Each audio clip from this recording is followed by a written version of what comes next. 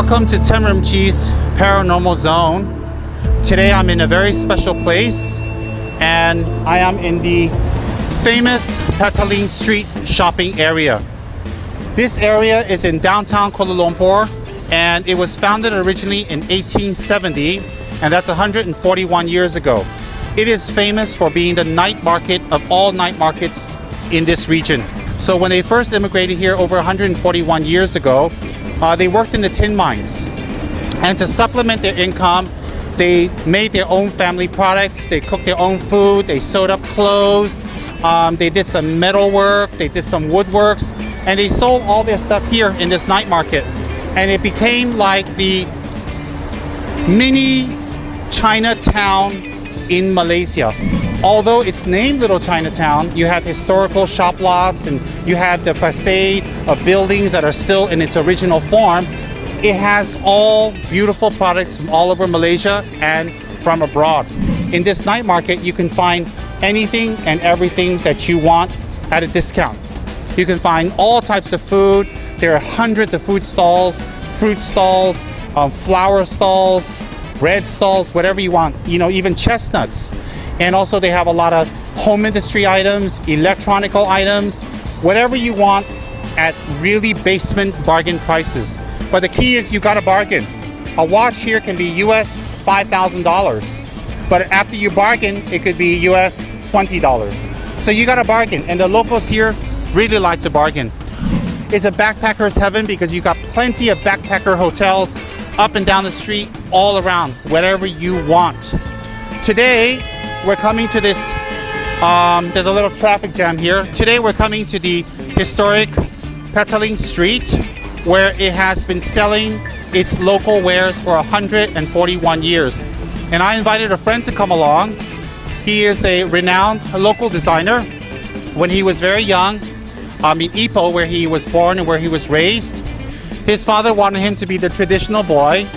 And he was interested in fashion. He was interested in designing. He was interested in clothes and appearance, how he can make people look good.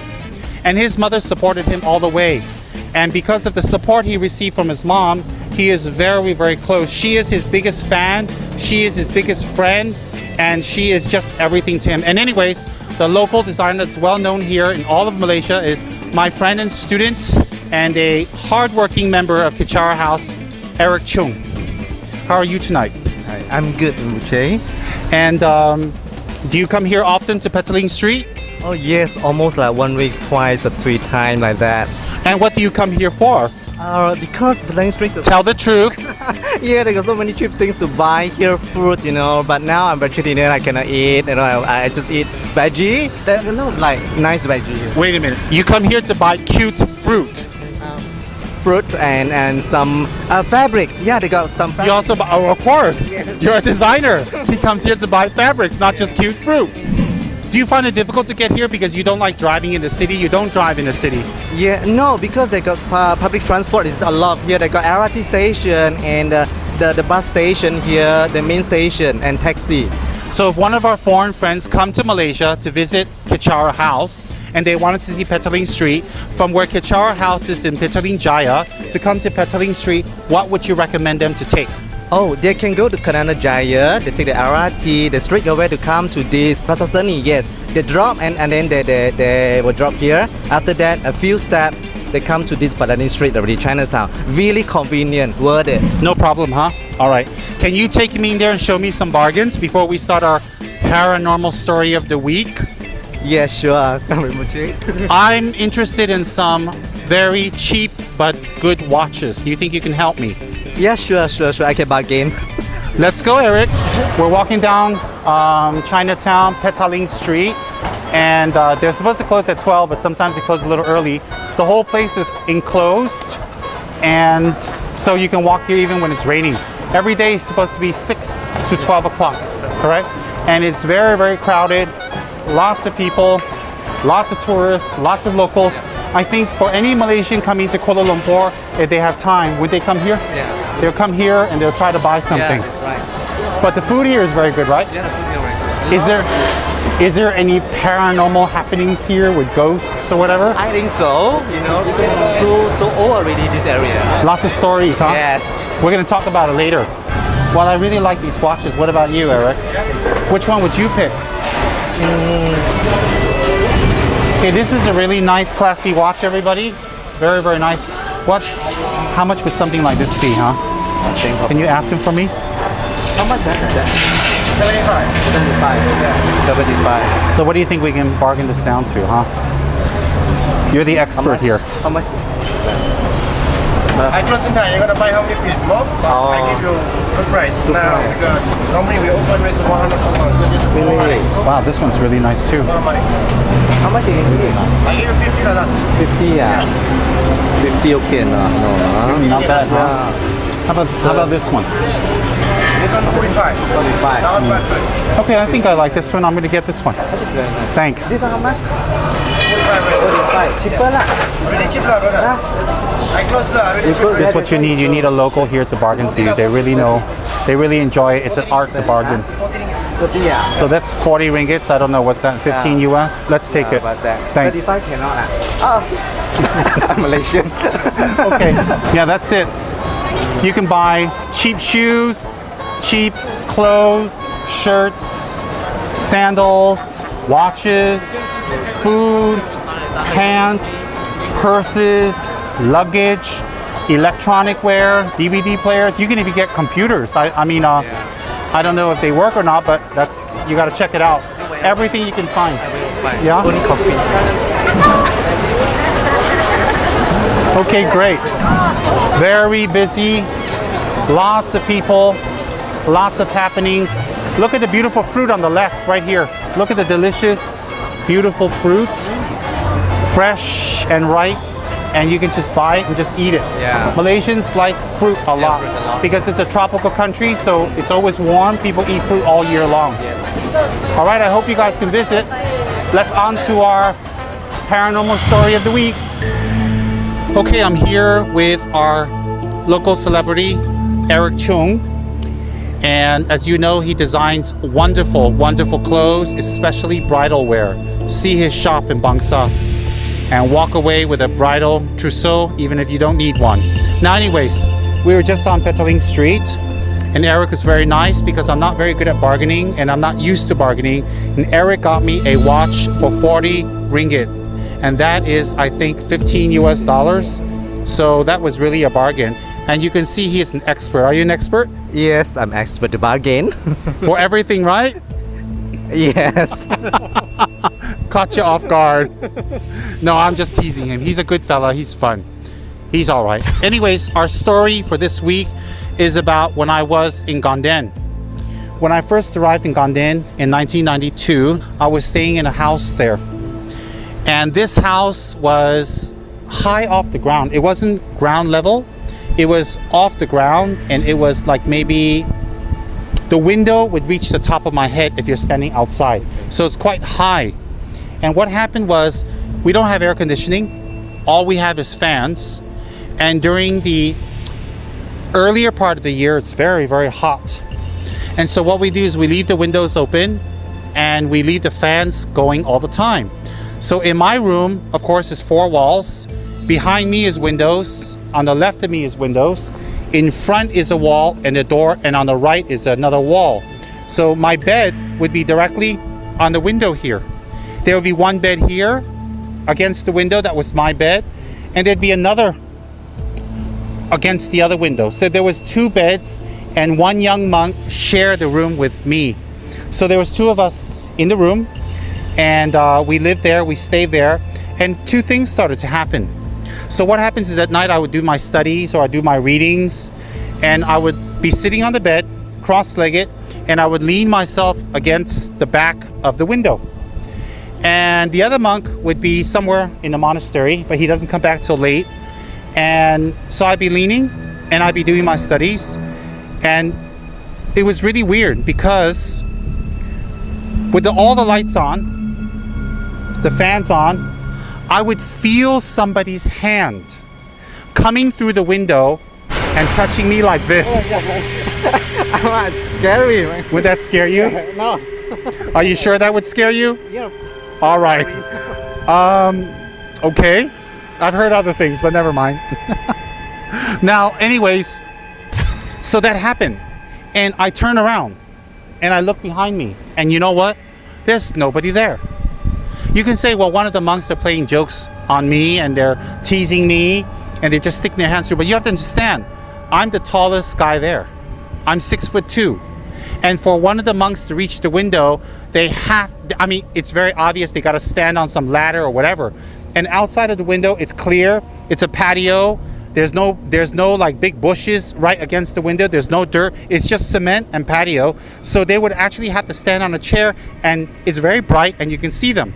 So every time I'm sitting there at night, and it happened for a few weeks, somebody would stick their hands in and touch me on the shoulder. It wasn't a tap.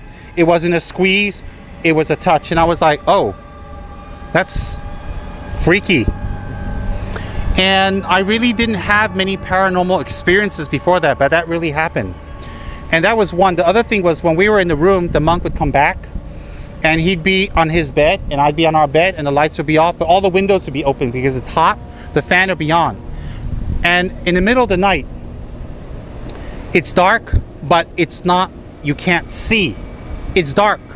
And you can still see a shadow. You can see people moving because there are lights from the outside still. And I used to see this monk on his bed rise up at the waist, stand up, and walk towards me. And and the first time that happened, I said to myself, maybe he's sleepwalking. What is he doing? And then, the minute this monk came near me, something would press down on my chest. I'd hear a buzzing sound. It'd be like bzzz. And then I feel someone's hand on my chest pressing down, and I couldn't move, I couldn't talk, and my jaws were locked. And so I would be reciting all kinds of mantras, and I would be thinking about my teacher, and I would be thinking about different, Buddhas and Dharma protectors. And it took a while to struggle to get this thing off. And then I'd wake up and I'd turn on the light, and guess what? The monk was still sleeping. So the next night, it happened again. The lights would be off, the doors would be locked from the inside, and I would see in the middle of the night, and I'd be half asleep and half awake, I'd see the monk rise up from his bed like this, turn towards me, and walk towards me. And he'd be all black, not black as in the beautiful skin color of black, but black as in no features, nothing. And I was saying to myself, what is this guy doing now? So he'd rise up from the bed and walk towards me, and all I see is a black figure. And he would come and touch my chest again, and the same thing would happen again. What does this mean, Rinpoche? And is a very haunted in the monastery, actually? Well, actually, I asked a few monks in that area, and I asked them if there was anything there before they built the monastery, and if there was any happenings. None of the monks know anything, but they did tell me they hear strange sounds, they hear noises, they hear people making sounds in the middle of the night. But being monks, they're not worried. Nobody got harmed. Whatever it was that used to come to me didn't harm me. But it was kind of freaky because in the middle of the night when you're sleeping, something is waking up and walking towards you, and you think it's your roommate.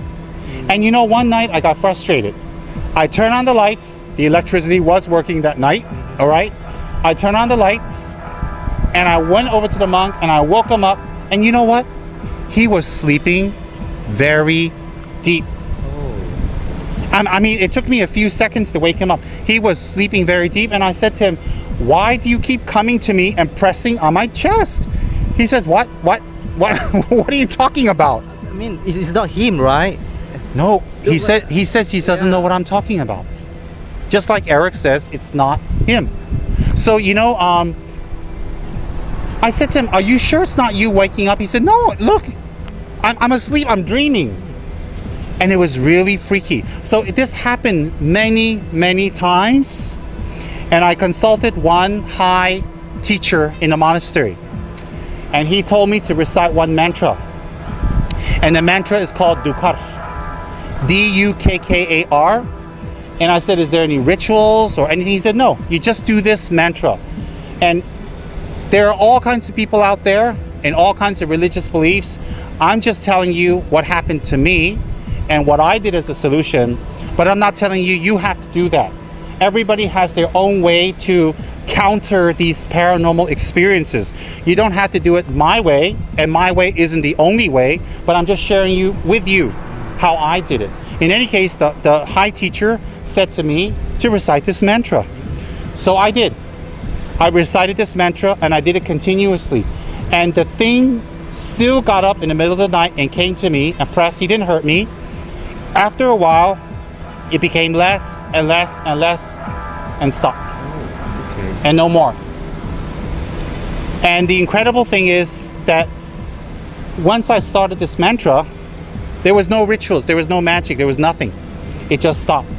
So what I wanted to share with you tonight was back in the 90s, I was experiencing these things in the monasteries, paranormal activities. And someone touching me through the window, and my roommate waking up and coming and pressing on me, and it wasn't my roommate. Oh my God. It wasn't my roommate. My Buddha, my Buddha. I think Eric is very scared. Yes. But after I got the mantras and I did it, everything was fine. So today we are on beautiful Petaling Street, where we did a lot of shopping, and I got myself a watch. You know, I didn't do it for the camera, I really bought the watch. And we came out with a crew, and we have some extras who are very helpful too. That's my paranormal story for the week. And I thought I'd share that with you, and I have more stories in the future.